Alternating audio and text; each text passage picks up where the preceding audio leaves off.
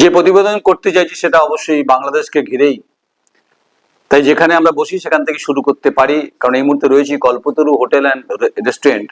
তো চা খেতে খেতেই কথা হচ্ছিল, তো নরজা এবং ভাতা পূর্ব বর্ধমান, সেখানেই বসে গেলাম। কিন্তু এই মুহূর্তে বাংলাদেশ উত্তপ্ত কেন? ভারত বিরোধী নেতা ওসমান হাদির মৃত্যুতে ওটা বাংলাদেশে এই মুহূর্তে ভয়ঙ্কর পরিস্থিতি তৈরি হয়েছে। 2024-এর 5ই জুলাই যে জুলাইয়ের গণ অভ্যুত্থানের ডাক দিয়েছিল, প্রবল চাপের ফলে তৎকালীন প্রধানমন্ত্রী শেখ হাসিনাকে সেনাবাহিনী হেলিকপ্টারে তাকে অন্য জায়গায় পৌঁছে দেয়, সেখান থেকে ভারতে তিনি চলে আসেন। যেহেতু ভারতের সঙ্গে সম্পর্ক খুব পরিষ্কার, কিন্তু এই গোটা পরিস্থিতির পিছনে যে উস্কানিটা ছিল সেটা ছিল অবশ্যই জামাতের ছিল। জামাতের মিছিল দেখছিলাম চট্টগ্রাম এবং ঢাকা শহরে, এবং ছায়ানট পুড়িয়ে দেওয়া হয়েছে, যেখানে রবীন্দ্রনাথের স্মৃতি রয়েছে, যেখানে সঙ্গীতের একটা বৃহত্তর পরিসর রয়েছে। এই সমস্ত মাতব্বররা যাদেরকে মদতপুষ্ট দিয়েছেন যে প্রধান উপদেষ্টা মোহাম্মদ ইউনূস, তিনি যখন সে দায়িত্ব নেন তখন বাংলাদেশের অর্থনৈতিক পরিস্থিতি খুব খারাপ ছিল এবং ভারত থেকে তার সবটাই যেত। কিন্তু যেভাবে আক্রমণের আগুন চিন্ময় প্রভুর গ্রেপ্তারের পর চট্টগ্রামের আদালতে কোনো আইনজীবী দাঁড়াতে সক্ষম হয়নি, সাহস হয়নি, এখনো তাই পরিস্থিতি যে দাঁড়িয়ে আছে।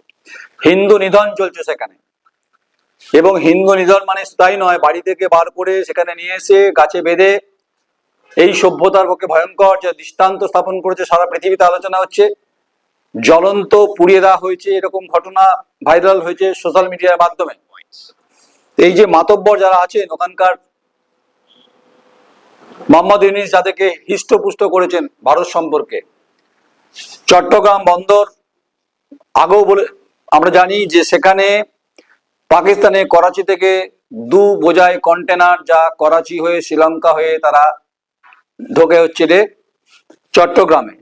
জানি না সেখানে কি কি ছিল বা কি কি আছে, এবং তাই নয়, বাংলাদেশের মানুষকে, বাংলাদেশের ছেলে মেয়েদেরকে পাকিস্তানে যাওয়ার ভিসা তুলে দিচ্ছেন। ওই হচ্ছে রে কায়রোতে গিয়ে কায়রের মতো মিটিং করেছিলেন এই মোহাম্মদ ইউনূস, ফলে সংখ্যালঘু হিন্দুরা সেখানে আক্রান্ত হচ্ছে, যশোর, খুলনা, পাবনা সর্বত্রই। ত্রিপুরাতে সহকারী হাই কমিশনারের অফিস যেটাতে আগরতলায় রয়েছে, সেখানে বিদ্রোহ শুরু হয়েছিল, যদিও সেন্ট্রাল ফোর্স এবং পুলিশ ত্রিপুরা তারা আটকে দিয়েছেন, এবং কার্যত ত্রিপুরা যারা আন্দোলন করে তারা ছিলেন, তারা বলছে চট্টগ্রাম দখল করতে বেশিক্ষণ সময় লাগবে না। আমরা দখলদারিতে বিশ্বাস করি না। যাদের স্বপ্ন হচ্ছে হেলিকপ্টারে পেপের ডালনায় হেলিকপ্টার করে ভারত দখল করে বলেছিলেন এই লুঙ্গি বাহিনীরা কলকাতাকে দখল করবে, কলকাতা থেকে বাংলা থেকে যে সমস্ত আনাজ, রুটি, সবজি যা যায় তা বাংলাদেশের চলে। বাংলাদেশ তো সেরকম কিছু নেই, বাংলাদেশে না নিজস্ব প্রোডাকশন আছে, না মেধা আছে, মেধা যা আছে সব বাইরে আছে। তাই একদিকে বেগম খালেদা জিয়ার পুত্র তারেক রহমান, আরেকদিকে মোহাম্মদ ইউনূস, তিনি তার গরমাগরম তিনি করছেন গোটা পরিস্থিতির এই ঘটনার পর। ভারত সরকার ইতিমধ্যেই গোটার নিগরানির মধ্যে রেখেছে এবং দেখছেন গোটা বিষয়টা। ভারতের বিদেশ মন্ত্রকের তরফ থেকে নজর রাখা হয়েছে, যেহেতু রাজ্য সরকার, রাজ্যের লাগোয়া হচ্ছে বাংলাদেশ, অর্থাৎ পশ্চিমবঙ্গের লাগোয়া সীমান্তবর্তী এলাকাতে প্রায় 2000-এর উপর যে সীমা রয়েছে সেটা বেড়াজাল সে অর্থে নেই। ওখানকার আগুনের আজ আবার পশ্চিমবঙ্গে পড়তে পারে। সদর স্ট্রিট খালি হয়ে গেছে, মেডিকেল ট্রিটমেন্টের জন্য কলকাতায় আসতে হয় বাংলাদেশের পাবনা, খুলনা, ময়মনসিংহ, চট্টগ্রাম, চিটাগাং যেটা বলা হয়, ঢাকা থেকে সমস্ত মানুষ। এই মাতব্বররা হচ্ছে যে এখানে এই ঘটনা ঘটিয়েছে। চিন্ময় প্রভু এখনো হেফাজতে জেলে রয়েছে, আর সেখানে হিন্দু মন্দির ভাঙা হচ্ছে, মানুষকে পুড়িয়ে মারা হচ্ছে। কোন সভ্যতার কথা বলছেন এই বাংলাদেশে মোহাম্মদ ইউনূস মাতব্বর সমস্ত? তাদের কিছু ছাত্র নেতা তারা বলেছিল দেশটা তোর বাপের নাকি। আমরা থেমে গেছিলাম ওই জায়গাতে, যদিও এখনো শিক্ষা নেয়নি। আমরা ব্ল্যাক আউট দেখেছি, আমরা বৈশারণ ভ্যালির ঘটনার পরে, পাকিস্তানের পরে কি ভারতের ভূমিকা সবাই পৃথিবী দেখেছে। এখানে যুদ্ধ থামানোর ব্যাপারে আমেরিকা ডোনাল্ড ট্রাম্প বলেছিলেন, তিনি কিছু করেননি। ভারত তার সহানুভূতির সঙ্গে থেমে যায়, কারণ সাধারণ নাগরিকের সমস্যা হচ্ছিল, অনেকে মৃত্যু হচ্ছিল। কিন্তু পাল্টা ওরা দিল, আমরা পাল্টা দিয়েছি। আমরা পাল্টা রাজনীতিতে বিশ্বাস করি, আমরা বিশ্বাস করি মহাত্মা গান্ধী দেশের আমরা মানুষ, আমরা অহিংসা নীতিকে বিশ্বাস করি, কিন্তু কতক্ষণ, লিমিটটা কতক্ষণ থাকতে পারে। তাই বাংলাদেশে যে হাই কমিশনার অফিস, সেখানে কার্যত উন্মাদনা ছড়িয়েছে এই সমস্ত তালেবর জামাতের যোগ যাদের রয়েছে এবং যাদের সঙ্গে জঙ্গিদের সম্পর্ক আছে বিভিন্ন ক্ষেত্রে। খাগড়াগড় তার প্রমাণ, গুলশান কাপে তার প্রমাণ। গোটা বাংলাদেশ এই মুহূর্তে অস্থির রাজনৈতিক পরিস্থিতি তৈরি হয়েছে, তার পিছনে জামাত চলতে পাকাচ্ছে, আর পিছনে হচ্ছে রে বা পাকিস্তান রয়েছে। ইমরান খান নিয়ে এখনো পরিষ্কার নয়, তিনি প্রাক্তন রাষ্ট্রপ্রধান, তিনি পাকিস্তানে তার কি অবস্থা তার পরিবার জানতে চেয়েছে। তাই পিছন থেকে সলতে পাকাচ্ছে পাকিস্তান, এই অভিযোগটা উঠছে। আর কোন কোন দেশ আছে সেটা এখনই বলা সম্ভব নয়, যেহেতু ভারতবর্ষের জাতীয় নিরাপত্তা উপদেষ্টা অজিত দোভাল তিনি নজরে রেখেছেন, বিদেশ মন্ত্রক নজরে রেখেছেন। তাই যারা যারা স্বপ্ন দেখছেন যে এরকম হিন্দু নিধন চলবে, হিন্দু সনাতন ধর্মের উপর আক্রমণ চলবে, ভাববেন না যে ভারতবর্ষের বহুত্ববাদের, ভারতবর্ষের অহিংসা নীতি পালন করবে প্রধানমন্ত্রী বা রাষ্ট্রনায়ক, নিশ্চয়ই করবে না। তাই কোনো রাজ্য সরকারের কোনো স্টেটমেন্ট নেই, কারণ দেবে না। মুখ্যমন্ত্রী মমতা বন্দ্যোপাধ্যায় বলেই দিয়েছেন যে যেহেতু কেন্দ্রের ব্যাপার, যেহেতু এই ধরনের ঘটনা ঘটছে, তাই চুপচাপ আছেন, কেন্দ্রের ভূমিকা দেখার আছে। বড় বড় কথা বলছেন, পাইপলাইনে সুইচ অফ করলে তো জল বন্ধ হয়ে যাবে। ফরাক্কা থেকে যে জলটা আমাদের 80,000 কিউসেক প্রতিদিন যায়, যা থেকে আপনারা ফসল উগান, যেটা পদ্মা নদী, মেঘনা, কাদের, যদি ছিটমহলে তিস্তা নদী যদি যে জলটা যায়, যদি সুইচ অফ হয়, মাঠে মারা যাবে। বড় বড় কথা এই মাতব্বরদের। তাই সমস্ত প্রশ্নের ডিভিডেন্ড কিন্তু মোহাম্মদ ইউনূস আপনাকে গুনতে হবে, তার জন্য অপেক্ষায় থাকুন।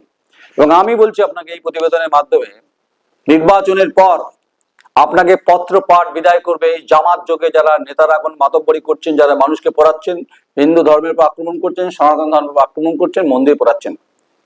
তাই এবং হচ্ছে আতঙ্কিত এই মুহূর্তে ভারতের কাছে কাতর কণ্ঠে আবেদন করছেন অনেকে। একদিকে এশায়ের ইস্যু, যে সমস্ত বাংলাদেশিরা এখানে এসেছিলেন তারা এখন ভয় পাচ্ছেন।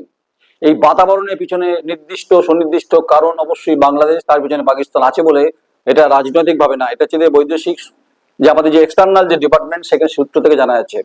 তাই ভারতের আইবি অবশ্যই খবর রাখছেন, রাজ্যেরও গোয়েন্দা দপ্তর তারাও খবর রাখছেন। কিন্তু পশ্চিমবঙ্গের মাটিতে দাঁড়িয়ে যদি বর্ডারে পেট্রাপোলে যদি আস্ফালন দেখানোর চেষ্টা করেন বাংলাদেশি মাতব্বরদের, বলছি এর জবাব কিন্তু ईट का जवाब पत्थर से मिल सकता है। आप ভারত आप देखते रहे, ভারত क्या करते हैं, ভারত দেখে চুপচাপ, কিন্তু কতক্ষণ। পাকিস্তানকে সবক শেখানো হয়েছে। তাই ভুলে গেছেন বাপের কথা, আমরা না থাকলে আপনাদেরকে থাকতে হতো পাকিস্তানের সঙ্গে। ভুলে গেছেন যুদ্ধের কথা, না থাকলে থাকতে হতো পাকিস্তানের সঙ্গে। আপনারা ধানমন্ডি ভেঙেছেন, আপনারা মুজিবুর রহমানের মূর্তি ভেঙেছেন, কিসের ওখানে কালচার তৈরি করতে যাচ্ছেন? শিক্ষা হয়নি আফগানিস্তানের তালিবানরা তাকে সোজা পথে হাঁটছে, তারা উন্নয়নের কথা বলছেন। বালুচিস্তান অবস্থা খারাপ, একদিকে আফগান একদিকে বালুচিস্তান, পাকিস্তান কোনটা? পাকিস্তানের বন্ধু এখন হয়েছে বাংলাদেশ। তাই ভিসা লাগবে না। তাই নির্বাচন ফেব্রুয়ারি মাসে হবে, তার আগে যে উত্তাপের আগুন কার্যত ছড়িয়েছে, এর সমস্ত অ্যাকাউন্টেবিলিটি দায় দায়িত্ব হচ্ছে প্রধান উপদেষ্টা মোহাম্মদ ইউনূসকে নিতে হবে। এটাই হচ্ছে তিনি হচ্ছে মেন কালপিট বলে মনে করছেন অনেকেই। আর পড়ে পড়ে মার খাচ্ছে কোনো হিন্দু ধর্মের সঙ্গে যুক্ত এবং খ্রিস্টান বৌদ্ধ যারা আছে, সংখ্যায় কমে গেছে ক্রমশ। তাই যন্ত্রণার ব্যথা নিয়ে তারা কিন্তু ওপারে রয়েছেন, তারা চাইছেন যে কোনোভাবে ঢোকা যায় কিনা। নজর রয়েছে আমাদের, ভারতের গোয়েন্দা দপ্তর নজর রেখেছে। আপনারা সঙ্গে থাকুন, দেখতে থাকুন, কমেন্টস করুন, মতামত দিন। ভারত বিদ্বেষী কোনো বক্তব্য বাংলাদেশকে আমরা সমর্থন করি না, করবো না।